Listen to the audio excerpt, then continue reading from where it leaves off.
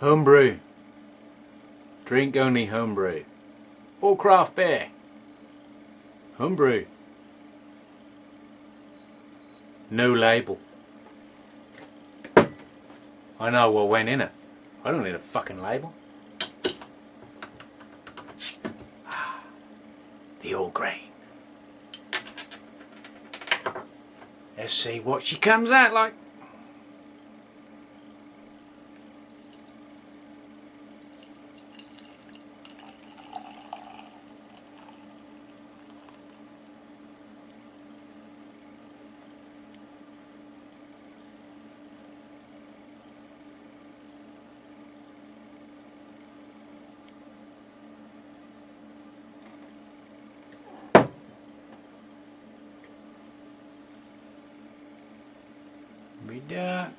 Let me get a torch. It's Homebrew Wednesday, if you hadn't already guessed. Ooh. There you go. Like shooting stars. Got quite a sweet smell to it.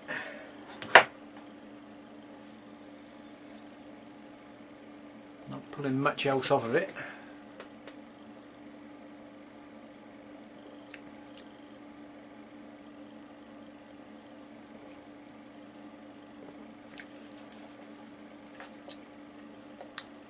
Definitely taste the malt. A little bit off the East Kent Goldings. I think it needs a little bit longer in the bottle. That's the first one I've tried. Live direct to you. Right. You better watch the old hop update. I'll go and see if the old woman would want a little snifter. Time for the hop update. You go. Coming along. Up there, one there, this one coming up onto the fence, and that one's growing down the fence as planned. And in the yard we still have the 3 pots with the hops.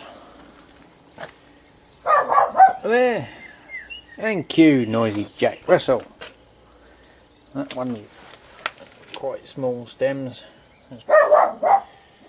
and this one goes all the way up there. It's about 4 foot tall now. Latest bargain this week, not beer related. Piece of Americana, a Bishman tyre changer. So now Norfolk can change his own tyres as well, because he's that friggin' tight he doesn't want to pay a tyre fitting company. There you go. That's a little bit of the hops grown a little bit more. Haven't been to the auction this week, so no brewing bargains. Just that big old tyre changer, which I picked up last night. I'm going to enjoy these. And it met the old woman's seal of approval. And number 2 son. I better keep them under lock and key. Better put them in the gun cabinet, I think. Anyway, brewing updates. Make a change if I had some. Bottled the wine. That tasted okay. Got 5 and a bit bottles out of that loser fruit juice that I made up a while back now. Yes, it's a hot bulb, you tithead. Go on. There's a dog now sniffing the bulb underneath my high-tech studio lighting. Where was we? Yeah, wine. That's been bottled and done and dusted now. So while I was buggering about with couple of demi-johns degassing it, I grabbed another one and knock this one up.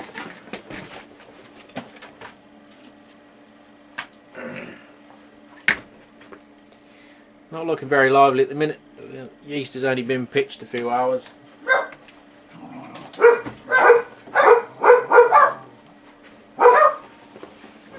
I'll show you that. No, while the dog's barking. Before I bottle up this wine, I'm going to do the small batch extract experiment. It's going to be a pound of this, or 454 grams, 200 grams of brewing sugar, standard ale yeast from a kit. Just going to use half that in a demijohn, just as a viability test to see if this will make just a basic pale ale, and use that as the basis to start the rest of the little experimental brews. So I'll just get this star sound out of here and we'll be back. Quick tip while I'm doing this: the bung and airlock are in the bottom of my 5 litre jug. I've got the Wilkinson's funnel which sits in the top. The spout lets it vent when you're emptying your demijohn. Star sound straight in, the air expels out the funnel, and you can turn your demijohn upside down and leave it there to drain. Right, I'll just go and warm this malt up now. Well, I've just done the same as we do with any tin, just rinse it out with some hot water and pour it in. There we go. About another jar full of hot water mixed in with the malt. And what I'm going to do, if it will fit, is weigh the sugar out, mix it in here with some warm water, and then pour it in, save it sticking to the sides of the demi. Okay, so 100 grams of sugar went in there. Some warm water, shake it about, pour it into the demijohn. Done that another time. I put 250 grams ish thereabouts, so I did have a little bit of overpour. Decanted it into the demi, give it a shake, and that's what we got. So we're just ready to top it up and pitch the yeast. Just do a temperature reading as well. Well, that's it. Just transfer the wee drop into the trial jar. Focus. Yep, 1080. This is going to be barley wine strength. Could be an interesting brew. I think we didn't need to put quite as much sugar in, but there we are. The basis of it was on a 1.5 kilo can. Comes with a kilo of sugar. So basically dividing that down thereabouts, but obviously the malt extract is 454 grams, and I think it worked out 300 and something grams breaking it down. So obviously the malt is up and the sugar is up, but obviously it doesn't really matter. We just want to see if it will make beer. Right, I'll go and start racking the wine. A little experiment now, based on one of those little malt extract jars. I've got these bigger ones as well, which I've got a couple of recipes planned for them as long as this other one works. This is going down nice. Homebrew.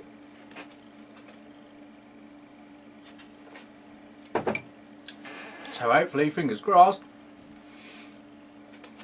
that'll be interesting little experiment.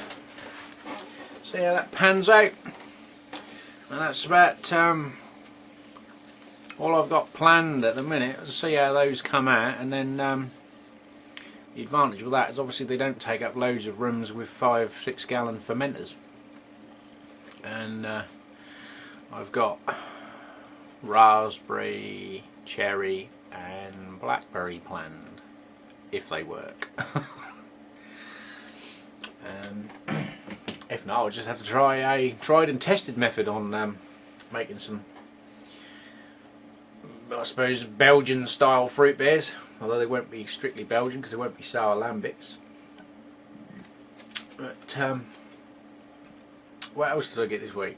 as Tony Yates said, it's more of a what did we buy this Wednesday, as much as a Homebrew Wednesday.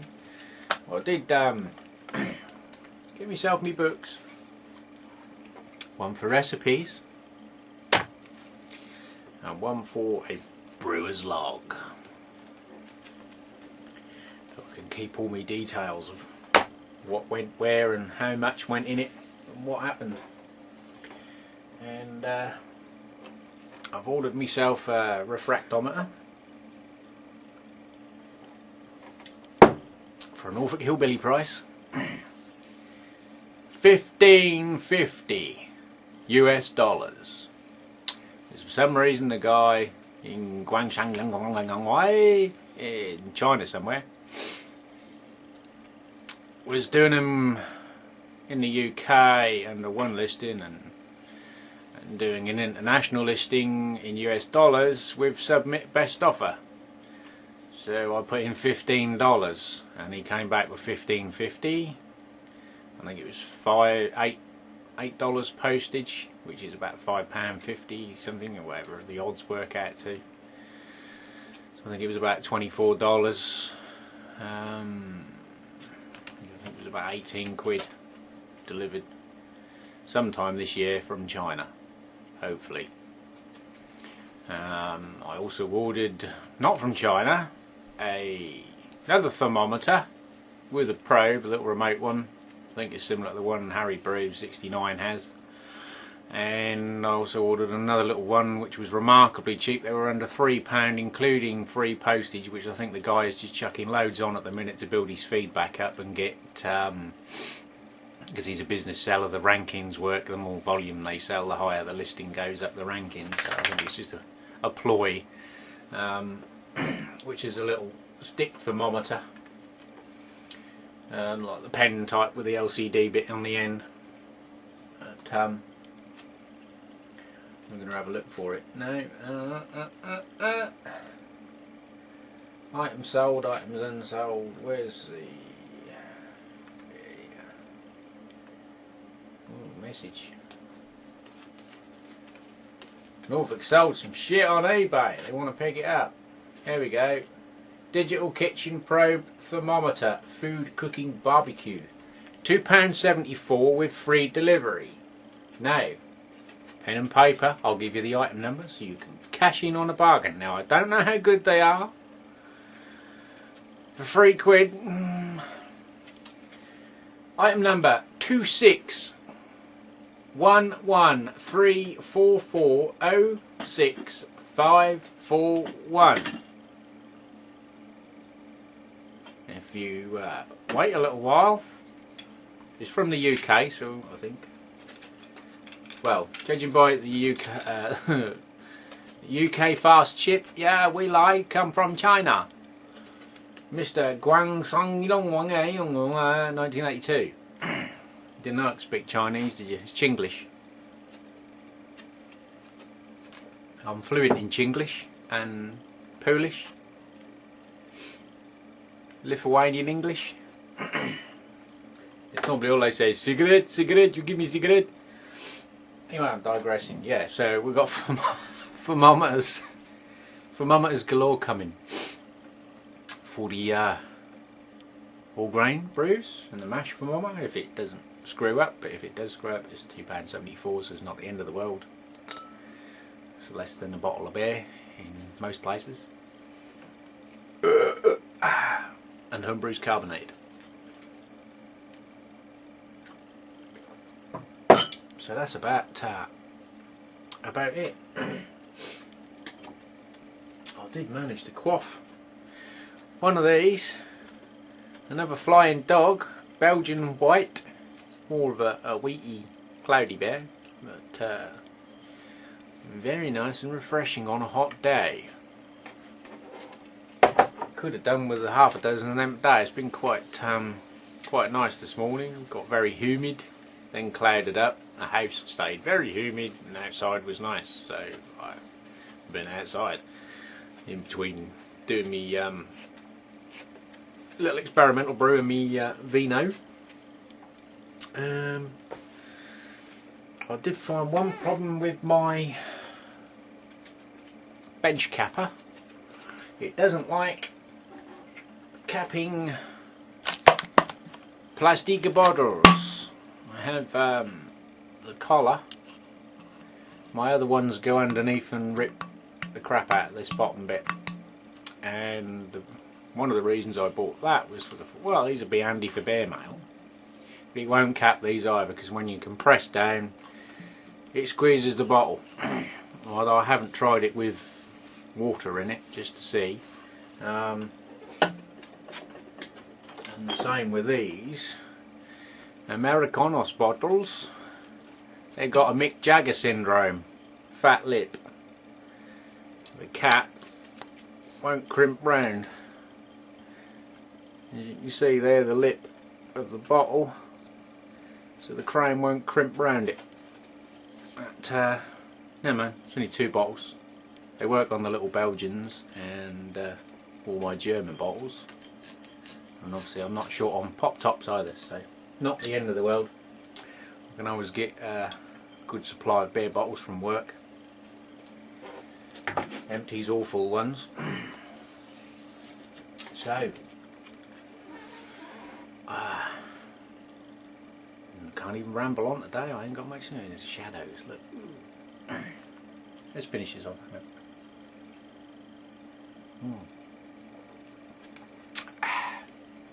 Yeah, another month in the bottle. I think these will be pucker. There's a little bit of bitterness from the hops. So it was only on a 30-minute boil, so obviously they wouldn't have done. But yeah, I think if I was to duplicate the recipe again, I would definitely give it a higher hop profile by either doing some straight in at the boil and doing a 60-minute. And there was 15 grams of East Kent Goldings, 15 grams of Fuggles in at 30 minutes, and then I think it was another 15 grams of Fuggles in the last 15 minutes before flame out. Possibly some dry hopping as well wouldn't have gone amiss if you'd have wanted a more hoppy beer, but as it is, it's nice, light and refreshing beer. And I think they'll not be around for long.